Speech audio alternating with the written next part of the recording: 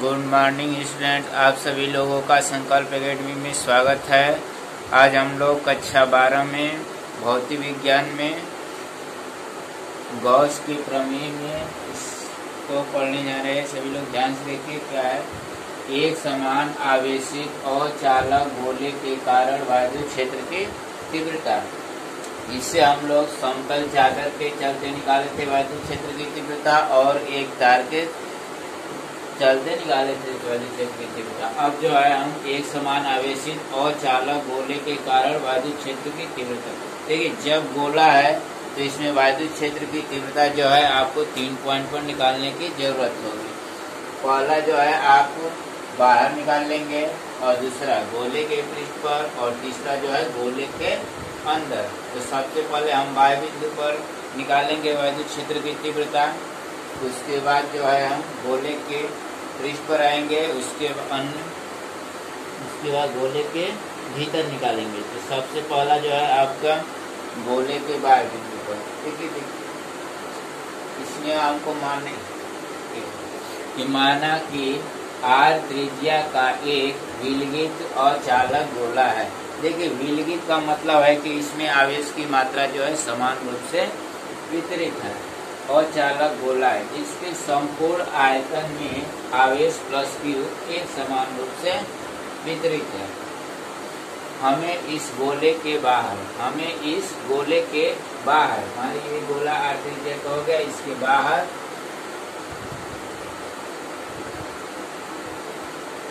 पृष्ठ पर या इसके बाहरी पृष्ठ पर तथा गोले के भीतर वायु क्षेत्र की तीव्रता ज्ञात करनी है। ठीक है, मतलब गोले के एक बार बाहर निकालना है, उसके बाद पृष्ठ पर तथा गोले के भीतर वायु क्षेत्र की तीव्रता ज्ञात करनी। तो सबसे पहले हम जो है बाह्य बिंदु पर निकालेंगे।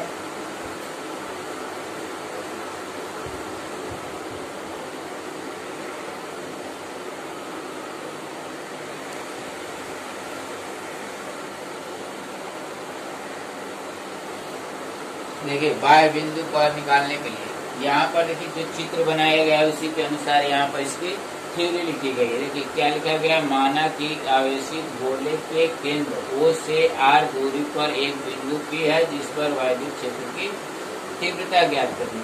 ये जो है हर एक में लिखा जा रहा है। माना कि आवेशित गोले के केंद्र O से R दूरी पर एक बिंदु P है जिस पर वायु क्षेत्र की तीव्रता ज्ञात करनी।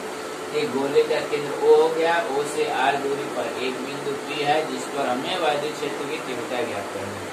इसके लिए क्या करेंगे, इसके लिए R त्रिज्या का सकेंद्री गोलीय पृष्ठ खींचते हैं। देखिए सकेंद्री का मतलब है कि पहले गोले का जो केंद्र है वही जो है केंद्र गॉसियन पृष्ठ का भी रहना चाहिए। ठीक है, सकेंद्री गोलीय पृष्ठ खींचते हैं जिसे गॉसियन पृष्ठ कहते हैं।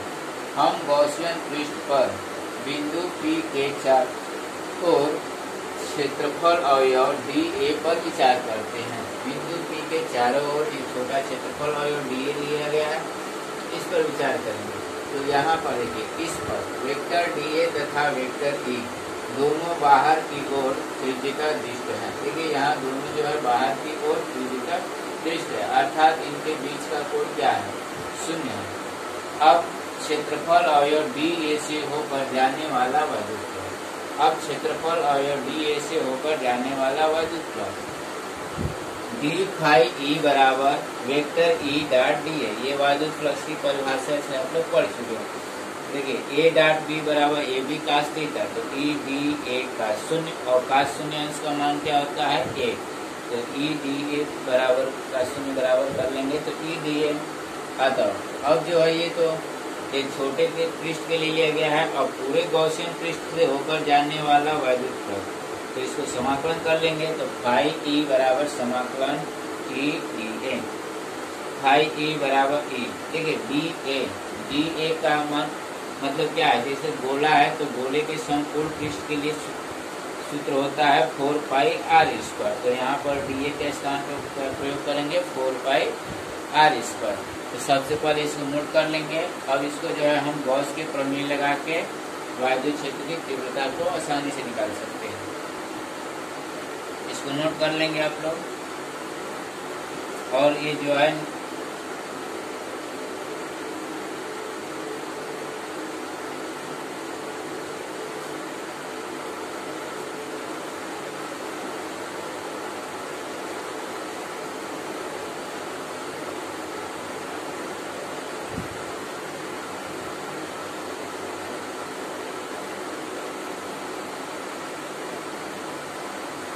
इसको रहने दें क्योंकि इसका प्रयोग करना है।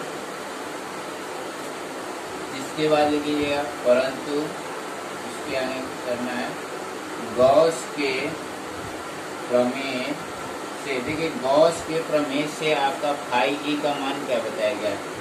फाई ई बराबर होता है सूत्र क्यू अपॉन एप्सिलॉन। ये जो है आप लोग पढ़ चुके हैं, ठीक है। तो इससे मान करके निकाल लीजिए। अतः देखिए ये भी फाई ई है और ये भी फाई ई है, तो मतलब दोनों फाई ई का मान क्या समान होगा। तो लिख सकते हैं ई 4 पाई आर स्क्वायर बराबर क्यू अपॉन एप्सिलॉन नॉट। इसको नीचे भेज दीजिए तो ई बराबर 1/4 pi epsilon naught Q upon R square. यही आपका है क्या है, वायु क्षेत्र की तीव्रता के लिए व्यंजक उत्पन्न हो गया। और कहाँ पर उत्पन्न प्राप्त किए हैं आप, गोले के बाहरी पृष्ठ पर। इसको जो है हम मान लेते हैं समीकरण नंबर 1।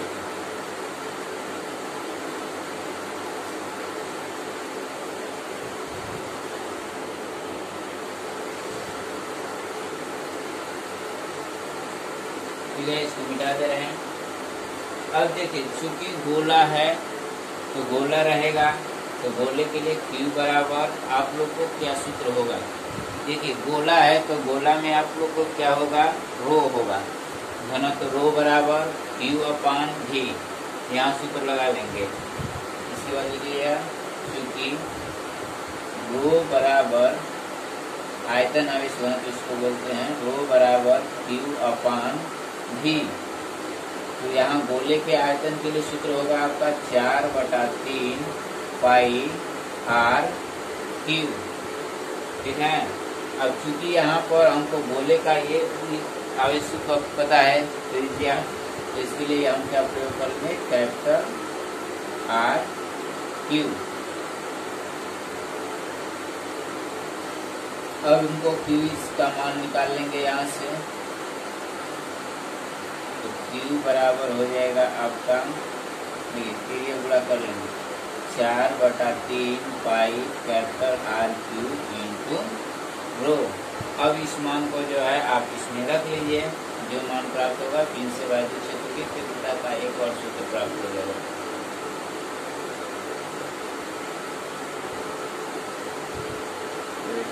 इसकी वजह से पुनः अतः E बराबर 1/4 पाई एप्सिलॉन नॉट, Q की जगह आपको क्या मान रखना है 4/3 pi capital R Q into rho upon R square, small R square. देखिए यहाँ पर 4 पाई से 4 पाई कट जाएगा, तो इस तरह से आपका E का मान हो जाएगा R Q rho upon epsilon naught R square. इसको जो है हम मान लेते हैं समीकरण नंबर 2। इसको क्या मान लेंगे, समीकरण नंबर 2, ठीक है। इसको नोट कर लेंगे। ये जो है आपके गोले के बाहरी पृष्ठ पर वायु क्षेत्र की तीव्रता, और ये भी जो है गोले के बाहरी पृष्ठ पर वायु क्षेत्र की तीव्रता हो गया। इसमें जो है आवेश पर निर्भर करेगा, और इसमें जो है हम घनत्व लेके चल रहे हैं। अब इसके बाद जो है हम गोले के पृष्ठ पर निकालने की कोशिश करेंगे।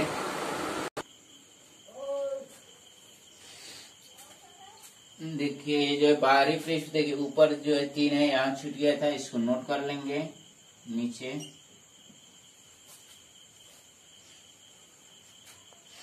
जो हम समीकरण नंबर 2 मान लिए हैं।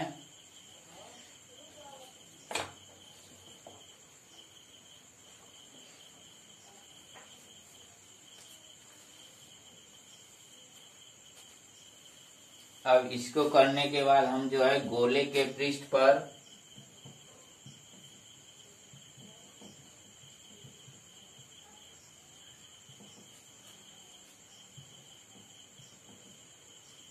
वायु क्षेत्र की तीव्रता,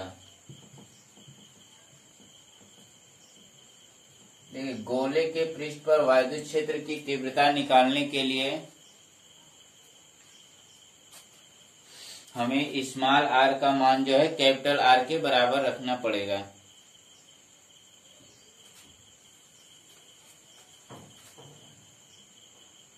लिख लीजिएगा स्मॉल आर बराबर कैपिटल आर समीकरण 1, 2 में रखने पर, मतलब एक बार जो है समीकरण 1 में रख लेंगे और एक बार जो है समीकरण 2 में। स्मॉल आर का मान जो है कैपिटल आर के बराबर होना चाहिए।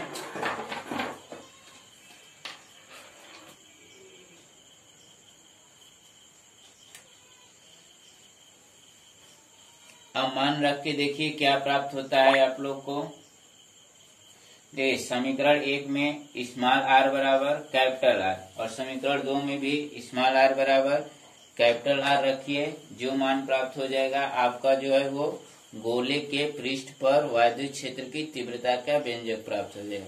इसके बाद केवल आप लोग को जो है आंतरिक बिंदु पर निकालना होगा। तो आंतरिक बिंदु के लिए दूसरा फिगर बनाएंगे। सबसे पहले देखिए समीकरण 1 में ई बराबर कितना है आपका 1/4 पाई एप्सिलॉन नॉट क्यू बटा में। देखिए स्मॉल आर के जगह क्या निकालना है, रखना है आपको कैपिटल आर।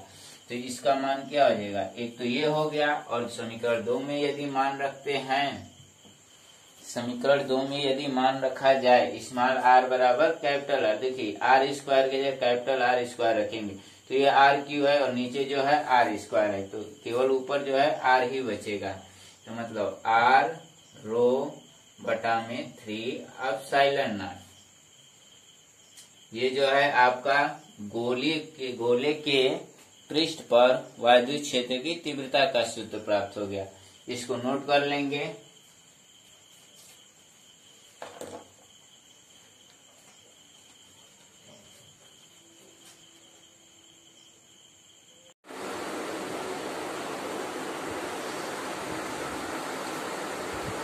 अब जो है हम लोग आंतरिक बिंदु पर वायु क्षेत्र की तीव्रता ज्ञात करेंगे। देखिए इससे पहले हम लोग जो है बाहरी बिंदु पर निकाल चुके हैं। अब जो है और बाहरी बिंदु पर, इसके बाद पृष्ठ पर, अब जो है अंदर जाएंगे गोले के। तो इसके लिए हम चित्र बना दिए हैं। देखिए ये गोला हो गया, पहले वाला है आपका जिसकी त्रिज्या कैपिटल आर और इससे स्मॉल आर की दूरी पर एक बिंदु पी है, ठीक है, जिस पर हमें वायु क्षेत्र की तीव्रता ज्ञात करनी है। इसके लिए बिंदु पी से गुजरने वाला एक गॉसियन पृष्ठ खींचते हैं। ठीक है, हमेशा ही आपको लिखना है। ठीक है, कैसे लिखिए, माना कि बिंदु पी गोले के भीतर केंद्र ओ से आर दूरी पर, देखिए आर का मान जो है यहाँ पर कैपिटल आर से छोटा है, मतलब ये जो है पॉइंट आपका अंदर मिलेगा, दूरी पर है, जिस पर हमें वायु क्षेत्र की तीव्रता ज्ञात करनी है। इसके लिए पी से गुजरने वाला गॉसियन पृष्ठ खींचते हैं। गॉसियन पृष्ठ से होकर जाने वाला वायु फ्लक्स फाई ई बराबर ई ब्रैकेट में 4 पाई आर स्क्वायर। देखिए इससे पहले हम जो है बाह्य बिंदु पर भी निकाले थे, इसलिए यहाँ पर जो है हम डायरेक्ट लिखेंगे। और क्योंकि इसके मान को हमने पहले ही निकाल दिया था गॉस सूत्र का प्रयोग करते हुए, फाई ई बराबर ई गुणे 4 पाई आर स्क्वायर। अब यहाँ पर हम गॉस का प्रमेय का प्रयोग करेंगे। ठीक है, परंतु गॉस के प्रमेय से फाई ई बराबर क्यू डैश अपन एप्सिलॉन 0। देखिए क्यू डैश क्या है, यहाँ पर लिखा गया है, जहाँ क्यू डैश आवेश क्यू का भाग है, मतलब ये पूरे आवेश क्यू का एक भाग है क्यू डैश, जो बंद गॉसियन पृष्ठ द्वारा परिबद्ध है, मतलब अंदर के पृष्ठ पर है। अतः ई ब्रैकेट में 4 पाई आर स्क्वायर बराबर हो जाएगा आपका Q dash upon epsilon 0। E बराबर इसको भेज देंगे इधर, तो 1/4 pi epsilon naught Q dash upon R square. इसको जो है हम पहले समीकरण 2 मान चुके हैं, अब इसे हम समीकरण 3 मान लिए हैं। अब चूंकि अचालक गोला एक समान रूप से आवेशित है, देखिए ये जो अचालक गोला है सभी पॉइंट पर एक समान रूप से आवेशित है। आवेश का आयतन घनत्व रो पूरे गोले में एक समान है। देखिए घनत्व का मान जो है कभी नहीं चेंज होता है, ठीक है, चाहे इतने से क्षेत्रफल में उसका इतने छोटे से आयतन में घनत्व निकालिए या पूरे में आयतन में निकालिए, सभी में घनत्व का मान क्या होता है, समान होता है, ठीक है। तो इसलिए लिखा गया कि आप आवेश का आयतन घनत्व पूरे गोले में एक समान है, अर्थात रो बराबर, देखिए घनत्व के लिए फार्मूला है आवेश बटा आयतन। तो यहाँ पर क्यू डैश के लिए निकाल रहे हैं, तो क्यू डैश अपान 4/3 पाई, कौन सा क्यू करेंगे, स्मॉल आर क्यू बराबर, यदि गोले पर पूरे गोले पर निकाले तो एक और फार्मूला पढ़े हैं आप, 4/3 पाई और कैपिटल आर क्यू। अब यहाँ पर देखिए 4/3 पाई 4/3 पाई दोनों तरफ है, तो ये कट जाएगा, तो ये जो है यहाँ से आप निकाल लेंगे, इसको देखिए क्यू डैश बराबर कितना मान होगा, क्यू डैश बराबर मान 4/3 पाई 4/3 पाई कट गया, तो इसको आर क्यू को केवल उधर भेज देना है आपको, तो क्यू ब्रैकेट में R Q upon capital R Q है, तो दोनों का होल क्यू कर सकते हैं। क्यू डैश का मान निकालिए, अब इस मान को जो है ऊपर वाले समीकरण में रख देंगे। क्या किया जा रहा है, देखिए कैसे करेंगे, क्यू डैश का मान समीकरण किसमें रखेंगे, 3 में रखने पर, तो रख के देखते हैं कि क्यू डैश का मान रखने पर क्या होता है, ई बराबर 1/4 पाई एप्सिलॉन नॉट, ये तो पूरा लिखेंगे ये, और 1/r² स्मॉल r स्क्वायर, और क्यू डैश से जो इसको रखेंगे क्यू ब्रैकेट में small R Q upon capital R Q. देखिए यहाँ पर आर क्यू है, यहाँ पर r² है, कट रहा है तो घटा देंगे, तो ई बराबर फार्मूला हो जाएगा 1/4 pi epsilon naught Q small r upon R Q. एक तो ये हो गया। अब चाहे तो क्यू का मान आप आयतन घनत्व के टर्म में भी लिख सकते हैं, ठीक है। यहाँ पर लिख रहे हैं क्योंकि क्यू बराबर 4/3 पाई आर क्यू इंटू रो, इस मान को रख लेंगे यहाँ पर, तो आपका देखिए ई बराबर 1/4 पाई एप्सिलॉन नॉट, ये आर है तो आर लिख लीजिएगा।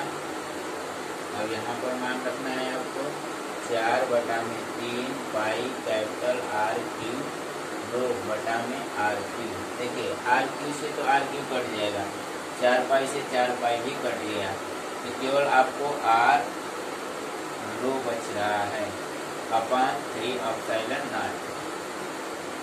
तो ई बराबर हो जाएगा आपका आर रो बटा में 3 एप्सिलॉन नॉट। ये जो है आपके गोले के अंदर वायु क्षेत्र की तीव्रता का व्यंजक प्राप्त हो गया, ठीक है, इसको नोट कर लेंगे।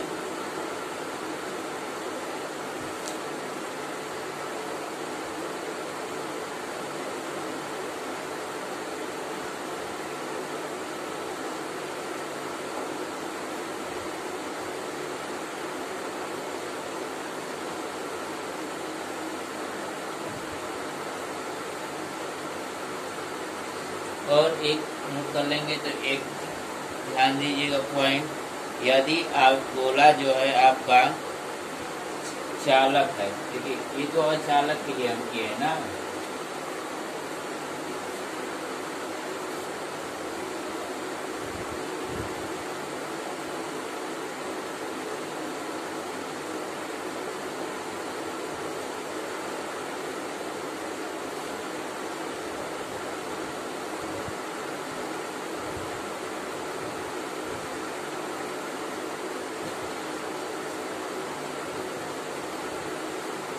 एक पॉइंट को नोट कर लीजिएगा, यदि गोला अचालक है, यदि गोला अचालक की जगह हम क्या प्रयोग करें, अचालक का तो वैद्युत क्षेत्र की तीव्रता अंदर भी प्राप्त किए थे, ठीक है। यदि गोला चालक है, मतलब चालक गोला रहेगा तब क्या करना है, यदि गोला चालक है तो गोले के भीतर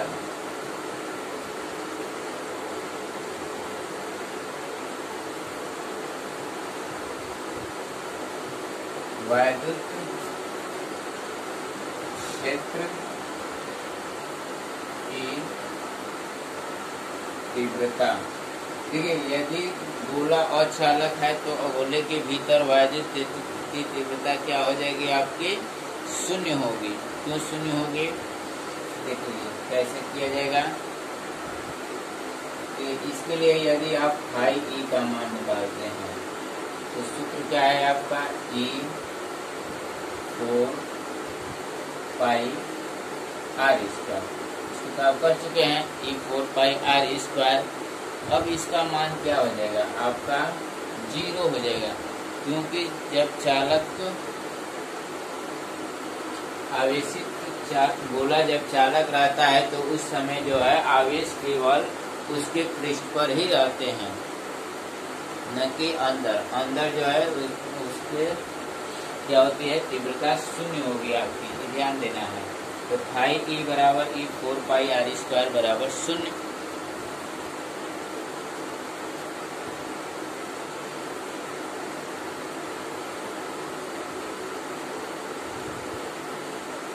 देखिए जब फाई ई मतलब वैद्युत क्षेत्र ही नहीं रहेगा तो कहाँ से आपका तीव्रता निकाल पाए, इसमें इसलिए लिख लीजिएगा ई बराबर 0। शून्य जो होगा ब्रैकेट में लिख लीजिएगा, क्योंकि गोले के भीतर आवेश की मात्रा शून्य है। मतलब यदि चालक होगा तो गोले के भीतर आवेश की मात्रा शून्य हो जाएगी, तब ई तो ऐसे ही शून्य हो जाएगा, ठीक है। इसको भी ध्यान दीजिएगा आपको।